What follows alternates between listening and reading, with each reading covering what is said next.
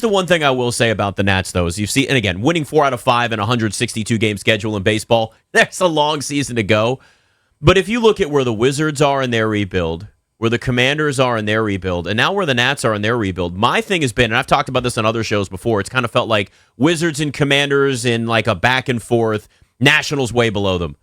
It's starting to feel like if this trajectory continues with the Nationals, they might be a team that we can start looking at as climbing the ladder where the rebuild is maybe a little bit farther along. They're winning more games than we expected. They're a little more prepared. Maybe not a playoff team yet, but like if we look at DC Sports, I've got a framed, I don't know if you call it a poster or whatever it is, a banner. Remember we were District of Champions? Remember that whole branding for a short period of time here? 2018-ish? 2018, 2019. Okay. I've got one, and I put it in like a frame and like my whole backdrop for my home studio set. Just anyway, winning 2 of the 4 counted us as District of Champions. We were deprived. The Mystics won then, too. You throw the Mystics in, so you got 2018, 2019, 3 different champions. But the bigger thing was it felt like once we had broke the DC Sports curse with the Caps, and then you're getting a World Series, and we're going, oh, something's happening here, and then it all comes to an end. Now, granted, the pandemic changed sports. The pandemic changed everything. Changed society. A lot of things have changed since then, but it's felt like just from a sports town, DC's been trying to rebuild for so many years.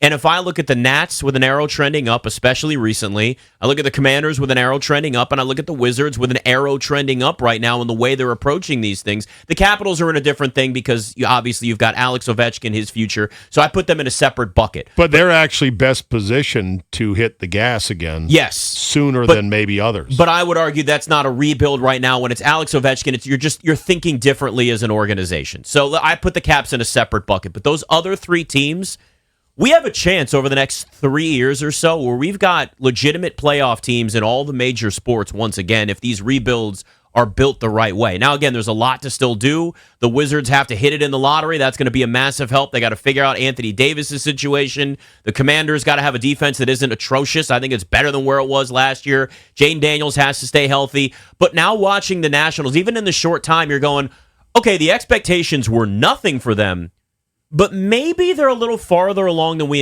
expected, where we're starting to look at DC sports in general over the next few years and going, we're in a much better spot than where it's been over the last few years. You know what you sound like right now? What do I sound like?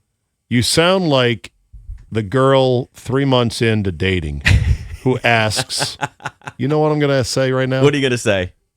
What are we? What are we? Am I wrong? You're not wrong. You're asking right now about the Nationals. Yes. Like a woman 3 months into a relationship her man. I see potential down the road in this relationship. Right, but women always want to have some definition of what are we? Are we actually boyfriend, girlfriend? Are we partners? Dudes want titles too sometimes. They want direction. Do they? Yes, they do. Yes, they do. Yeah, they do. Maybe not everybody. Dudes should be smart enough to know that whatever your woman tells you could change whether she's hungry or not. Unless you're on the same page. Well, you're right. Okay, fair enough. So here's the so the question is, and this is a good question, as we now open the month of May. It's been a month. No one who has any brain whatsoever who's watched Major League Baseball makes big extrapolations on a single month. Absolutely not.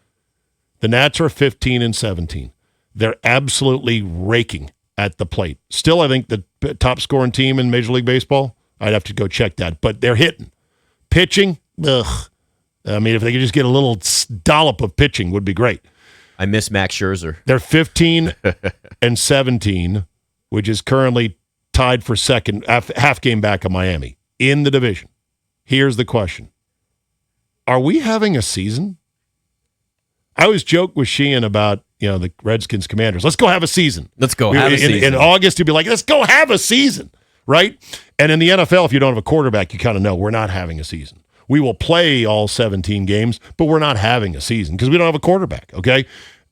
Are the Nats having a season? It's starting to feel that way. They got 4 players with on-base percentages over 370. They're top 5 in the majors in runs scored. James Wood is having a season right now. We're talking top of the NL in terms of home runs. Great so glove they're last raking. night as well. And not that Soto. anybody thought James Wood wouldn't be that, but you're starting to see other things around that click. Listen, last year there were a lot of people going, I don't see it anymore with him. I think that was a little too soon to start. I do too. But you're right. But yes. But I've heard people here say they took a lot of calls last year. But if I were to be the one in the relationship, Czabe, to say, What are we? What are we? It makes me think of Zoolander, remember? Who am I when he looks in the puddle? That's an old reference for you. That's a classic movie right left. There. Can't go left. That's right. Can't turn left. Look, I think blue steel. If we're give them the blue steel. Oh, they didn't. Yeah, just one quick one. One quick blue steel. Since one more side rant. All right, fine. On Zoolander, I'd never seen it. Mm-hmm.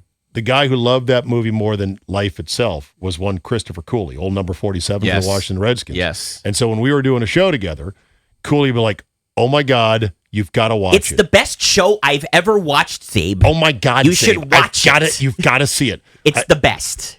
He said, if my house were on fire, I could run in through the flames and find my copy of Zoolander and rescue it. That's how much I love the movie. So sure enough, he brought me the DVD in. And of course, I had to, for the show, watch it. Right. And I did find it amusing. Yeah, it's stupid. It's stupid funny, which is okay. But he loved Zoolander so much. So that's what we I like are being now. able to quote it going, can't go left. Yeah. Give him the blue steel. I feel like I'm taking crazy pills. Maybe that's a great soundbite. Oh, it is. It still works to this day. And listen, maybe I am, and maybe in a week or two we're gonna look at each other going, "What the hell was I saying about the Nats?" But like, it's a long season and they're young. I get that, but you just look at where it feels like there's direction, because think of. Again, the past years of Redskins years where it's just like, let's go pay money for free agents and it doesn't work. There's no real rebuild plan. The Wizards, it was like fight for the 8 seed, fight for the play-in tournament. Now there's a real rebuild with a real blueprint, a real plan. The Nationals, I know it's a rebuild after a rebuild technically, but they've had a lot of turnover in the front office. A lot of that's changed. But it just feels like all of those three teams have a level of direction. It still has to be executed, but it's at least moving in a direction that gives you a feeling of promise. I know. Generally speaking, there are no pop-up seasons in baseball, meaning like a pop-up flash mob. Oh, my God. Right. This team is actually good, and nobody saw it coming. There's too many games that evens out things. There is too much known in terms of, okay, here's who you really have, both hitting and pitching-wise. But there are exceptions. Maybe this year could be a bit of an exception. And now with the expanded playoffs, it's more sneak-inable than ever. So as we turn the page into May at 15 and 17, thank God the Mets sucked like they do, and they must be apoplectic up there. That's 17 out of 20 losses right there.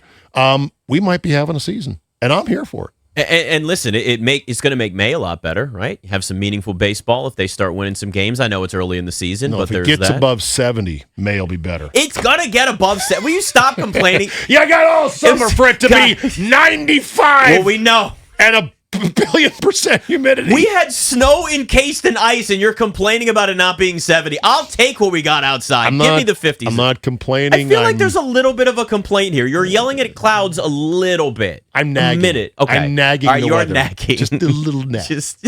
What are we, Czabe? Just tell me. I just want to know what we are.